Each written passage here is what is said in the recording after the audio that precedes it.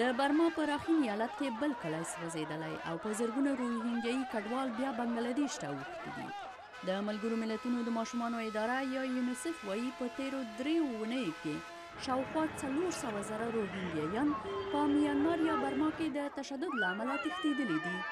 دغه اداره وایي د روهینګیا د سلګونو زره ماشومانو لپاره چې د اوبو له کمښت له امله د ناروغیو له خطر سره مخامخ دي 2.3 میلیونه امریکایي ډالرو ته اړتیا ده. زه 3 ورځې کېږي چې د خپلو 5 ماشومانو سره د کمپ ته راغلی یم. کوچنی زوی مې ډېر ناروغه دی او سوی ته غځي دی. زه اندېښنه لرم چې که چیرې د کمپ کې پاتې شم ماشوم به مې مړ شي ځکه چې صحي مرستې نشته.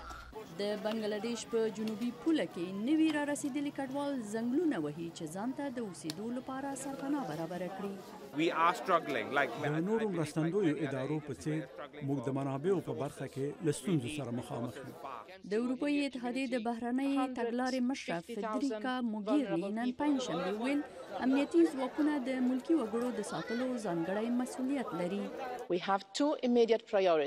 موږ 2 لومړیتوبونه لرو. اول تشدد باید سمدستي ودرول شي او ټول اړخونه باید بشري حقونو ته درناوی وکړي.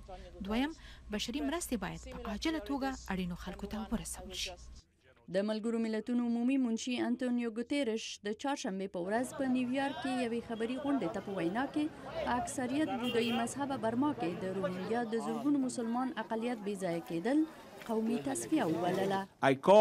زه د میانمار پر چارواکو غږ کوم چې پوځي اقدامات ودروي، تاوتریخوالی ختم کړي، د قانون ملاتړ وکړي او د ټولو هغو کسانو د بیرته ورتګ حق وپیژني چې له هغه هیواد نه وتلو ته مجبور شوي دي. برما د روهینګیا مسلمانانو په وړاندې د چلند له کبله له سختو نړیوالو انتقادونو سره مخامخ ده. خو د برما حکومت وایي دوی د روهینګیا د یاغیانو لخوا د هغو بریدونو ځواب ورکوي چې د اګست په 25 پر امنیتي پوسټو یې کړې وه او د ملکي خلکو په نښه کول ردوي.